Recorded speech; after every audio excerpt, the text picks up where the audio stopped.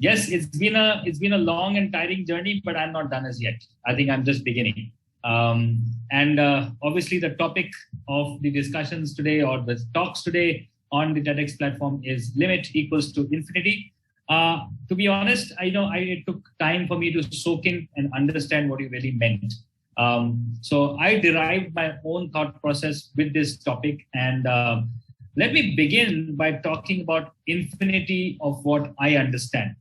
First of all, let me say this, guys, that after 26 years of being in this industry, people keep saying that there are infinite possibilities, infinite opportunities. I really don't understand the meaning of infinity because I'm too small a brain to even understand infinity. To understand infinity, it is very difficult because only God can understand infinity because He created it. So the very fact that if I can say that I understand infinity would be wrong on my part. It is something which is undefinable. It is something which you can't draw or put into words. Infinity, it belongs to God. So, I'm a strong believer in God, and the Word of God says that, in the beginning, God created heaven and earth. And that time, the earth was without form. It had nothing. It was just a dark void. And it goes on by saying, and then He created man and He created everything around it. Now, if we look around us, a simple leaf of a tree has got infinite cells. We can't count it. Our body has got infinite cells. If you look at the expanse of the seas and the oceans and the skies, it gives us a little bit of a picture of what infinite can be. Because, this is how God created it, because He is the Alpha and the Omega, really the beginning and the end. So if He's the beginning, He's the end, and everything else in between that is us, and He is infinite. So just wanted to kind of take my few words and tell you my perspective on infinity, that no man, if anybody says I can understand infinity, I can put a point on infinity, no, you can't, right? Charles Darwin, Ajay Chopra, or anybody else, I don't think anybody can put any dots on infinity. So this is where I understand infinity. So to understand infinity, I need to go to the Creator Himself, who teaches us what does it really mean. And with infinity, with the darkest line of infinity, comes the points of limitations that we draw to ourselves, right? So once you understand the final boundary line, then you can draw whatever you can draw inside it. So this is what my inference is, that for me, the infinity is the boundary where I possibly could reach, and limitations are something which I put to myself. But I'm going to explain this with, talking about the greatest creation of human beings. In this very mind, a study says that every 6 seconds, about 27 thoughts every second come and go from your brains, which means that we are not just complex, we are complicated. We have emotions, we have creativity, we have a million thoughts, we have so much going around in our brains every single second. But a lot of us don't really define that. A lot of us don't really just, live with it. We just say, it's a thought, came by, passed by, now I'm something, now today I'm doing something else, tomorrow I'm doing something else. But I think when you start understanding who God made you to be, that is when you start understanding who you are, right? Maybe I'll just repeat myself again. If people start to understand who God made you to be, then people start believing in the fact that, yes, this is who I am, right?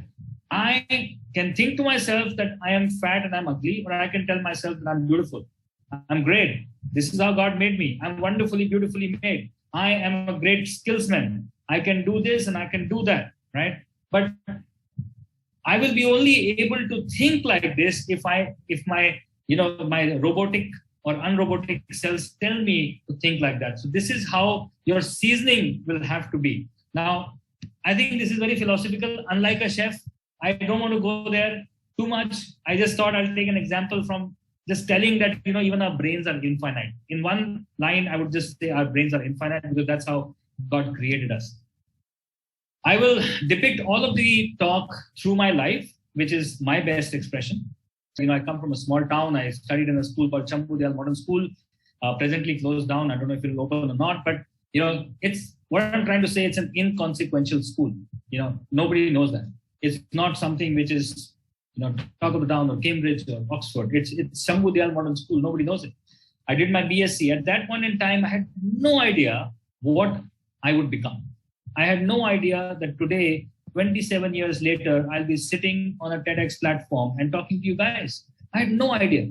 I was exactly like any other young boy who was lost, who was thinking, who was probably contemplating many multiple thoughts at one time and thinking, maybe ye bhi kar sakta hu, wo bhi kar sakta hu, this is what I can do.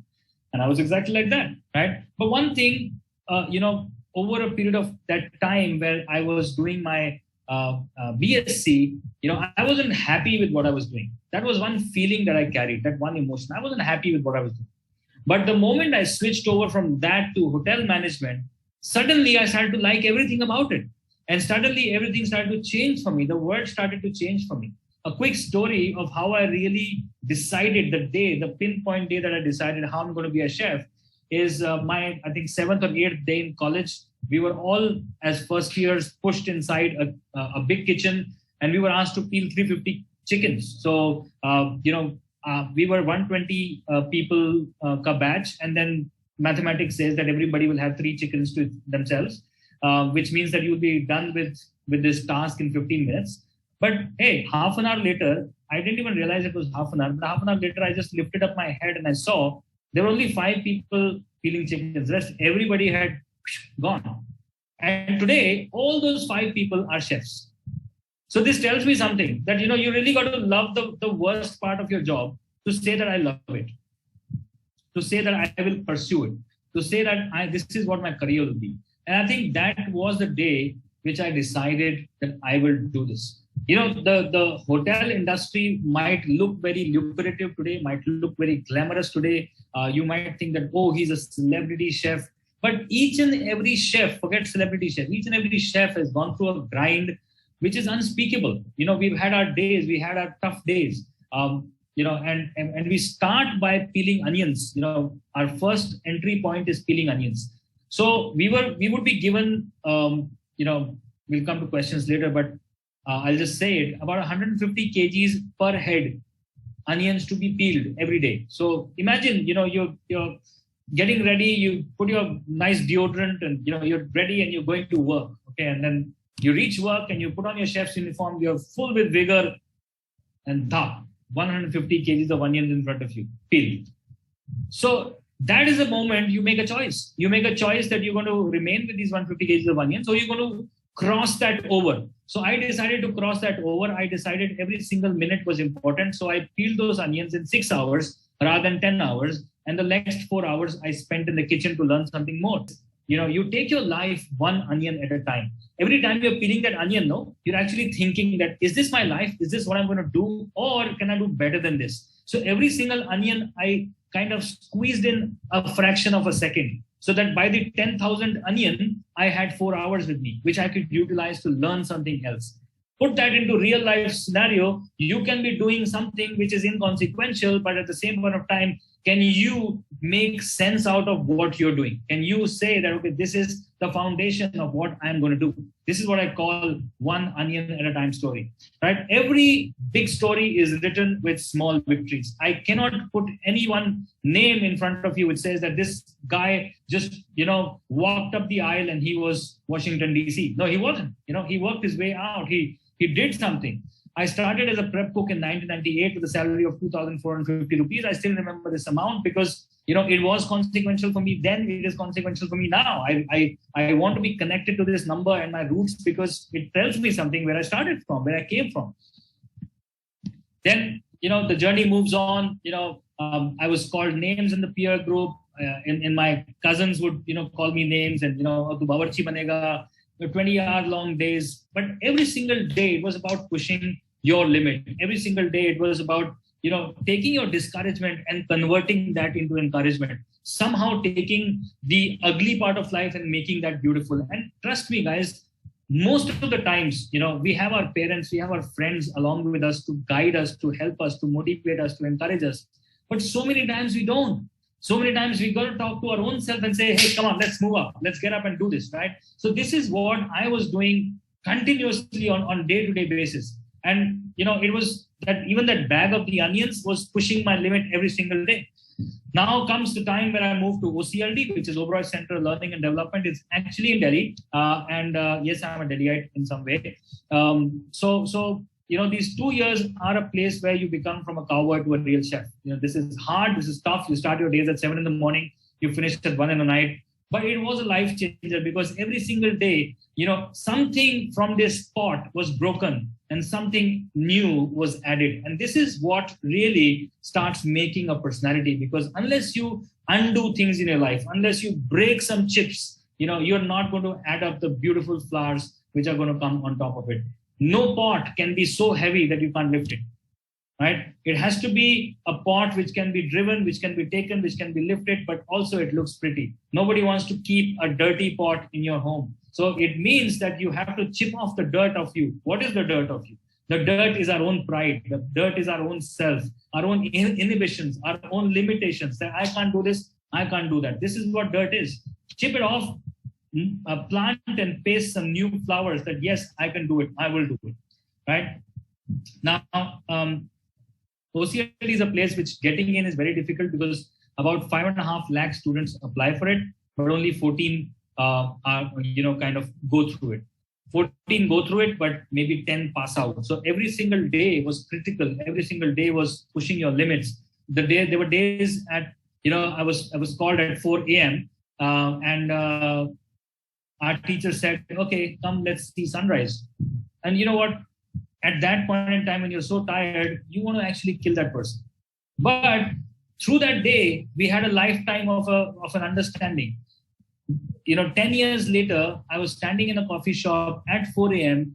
and I was waiting for the top bosses of Marriott to come and have breakfast early. And I'm thinking to myself, what am I doing here? Flashback, that same day, I was waiting for the sun to rise. Sometimes you do inconsequential things, but every day adds up to a victory. If you start believing this today, everything that you do will keep taking you on. God and me, right? I am a believer in God and I'm a believer in the Bible, but one story in the Bible which really, really kind of helps me to understand every single personality is the talent story, right? All of us have been given a talent, but all of us don't believe that. So the story goes like this, that there was a businessman, he's going on a vacation and he's got 3 managers and he gives the 3 managers different, let's say currency. So to one, he gave $10,000, to other, he gave $5,000 and the other, he gave $1,000. So the guy who was given $10,000, he goes, he works hard and he makes it 20,000. The guy who was given 5,000, he went and worked hard and he made it 10,000. But the guy who had 1,000 hid it under his pillow. And when the master came back and he asked for, what did you do with my money? He returned back the 1,000 and said, master, I was faithful to you. I have given this 1,000 back to you. The other guy says, I took some risks, but 5,000 became 10,000. And the first guy said, 10,000 became 20,000. Now, this story, what do you actually bring out of, right? A lot of people don't take risks. A lot of people don't take chances. A lot of people think that, no, this is what is given to me, I'm fine with it. But are you fine with it? Or are you going to explore more? Are you going to bring more to actually, elevate and exponentiate what God has given you? God has given you talents. Are you going to make them multiply, or are you going to put them hiding under your pillow? So this is what my story has been, that, every single day I look to myself and I pray and I ask God, I said, God, what is that new talent that you're giving me? How can I expand it? How can I expand it to help myself and help others, right? That's how I can see 10 becoming 20, 20 becoming 40, and 40 becoming 100, and the algorithm goes on, right? You have to trust God in everything, because He's the one who takes us through. I know there might be people here who don't believe in God, but hey, this is my belief, right? The other thing that I live by is a new learning every day. Every day, learn 5 new things. Every day, learn something which you don't know. It could be anything which is of your subject and out of your subject. Multiply that by 7 days, it's 35 new things. Multiply that in 1 month is 150 new things. And in a year, it's 1,800 new things. An average professional life is about 30 years. We will have a data bank of about 600,000 new things that you learned even when the age of 60. So, if you are that person who's learning every day, you are that person who's growing every day. It's all about learn. But like I also said, it's also about unlearning. My life has been a lot about unlearning, because sometimes during the way you also learn things which are not right. You need to drop those. It's not necessary that what I learned in 2020 or 2019 is valid today. No, it's not. 2019 and 2022 are two different years. Something which worked through the pandemic will not work today. Something which did not work through the pandemic might work today. All of this is today. So you have to unlearn and then learn new things. You cannot say, no, I'm old now, I don't want to learn. Can't say that. So MasterChef, it was basically a new thought process for me, because I realized that India is filled with so much of talent, and we only overlook those talents. So everybody who came in touch with me, I came in touch with, I could actually sense that there is so much talent sitting here. So I just want to encourage each one who is listening to us, that there's so much talent, hidden talent in you. It's just about finding that talent. And that's what we did in MasterChef. Okay, push your limits, because I'll just give you one, if everybody is looking at me, my teachers to always say, this is your limit, punch it. Don't do this, okay? Punch it. We'll go higher. Then we will reach that higher and higher. And that's how you keep going higher and higher. It's only you who limit your own self, no one else. And that's how I've been able to think different, think larger, mentor people. In the same business, we have 12 channels that are working at the same time. I'm mentoring hundreds of people. And this is how I'm able to do that, because I'm still curious to learn more. Thank you.